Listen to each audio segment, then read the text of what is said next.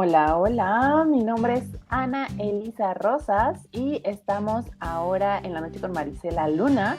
El día de hoy traemos un tema al respecto. Todavía ya ven que ahora acabamos de celebrar el Día Internacional de los Derechos Sexuales y Reproductivos y hemos estado hablando un poquito al respecto de eso. Hoy hablaremos de infecciones de transmisión sexual, es decir, ITS. Y lo primero a decir, de hecho, es el cambio del nombre. En 1998, la OMS le cambia de ETS, que todavía mucha gente dice ETS, ETS, que se conocía como enfermedades de transmisión sexual, por eso era ETS, a ITS. Es porque infecciones es un nombre que es mucho más correcto para mencionar, dado que enfermedad significa conjunto de síntomas y las ITS significa infección. Infección es el mecanismo a través del cual se da la enfermedad, por lo que es mucho más específico hablar de una infección, dado que las ITS se transmiten de una persona que tiene la enfermedad como tal a otra persona. Es una infección, es algo infeccioso. Por ello es que se cambia de ETS a ITS. Y eso es lo primero, actualicemos el nombre y conozcamos que entonces son ITS o infecciones de transmisión sexual. Lo segundo que te quiero hablar o comentar al respecto de esto es que todavía tienen una carga moral súper importante.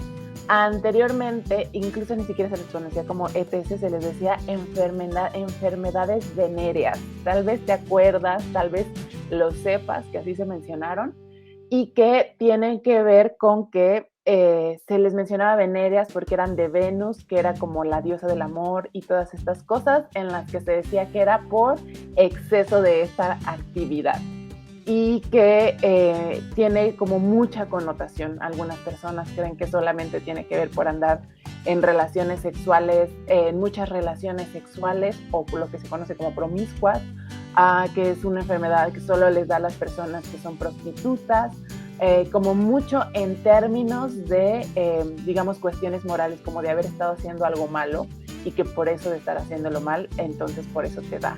Y la verdad de las cosas es que no es así. O sea, podría ser para ti tu primera relación sexual con alguien que ya ha tenido 2, 3 personas y tener una de ellas sin que por esto haya sido una cuestión en la que estaba haciendo algo malo o en la que, etcétera, etcétera, ¿no? Si bien hay maneras de prevenirlo, también es real que no podemos pensar que podemos eliminarlas por completo. Entonces, lo primero, en esta primera parte, lo que te quiero hablar de ellas es poderlas quitar tanto peso. Algo que decía un ginecólogo, me acuerdo en una conferencia mencionaba, la gente en México por ITS realmente muere por pena y por miedo, porque justamente poder decir, pues tuve una relación sexual, no hubo alguna forma de protección, o aunque la hubo, porque también puede ser que la hayas tenido y te hayas cuidado y hayas sido bajo buenas condiciones en términos de una relación monogámica, de confianza y demás, aunque hayas sido en todas las mejores condiciones, inclusive con condón, puedes tener una ITS. Y esto no es para asustar, esto es para quitarle el miedo y la idea al respecto de por estarlo haciendo algo negativo o por inclusive también a veces, muchas veces pensar que es porque no te cuidas. Sí es correcto que a veces por ello ocurre, pero no solo por eso ocurre. Esta frase que decía este ginecólogo al respecto de en México, por eso las personas incluso fallecen, es porque la gran mayoría de las ITS son curables, son infecciones que se te van a tratar con medicamentos, que se van a hacer se pueden hacer algunos otros procedimientos y se quitan y no afectan la salud. Y aquellas que afectan la salud sí se detectan en las primeras etapas. Puedes finalmente incurrir en ellas para que no pasen a etapas más graves en las que incluso puedan poner en riesgo tu vida.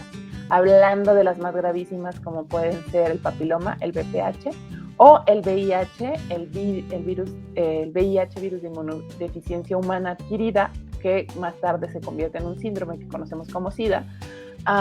Estas dos, que son las más graves, tienen un buen pronóstico cuando se detectan oportunamente.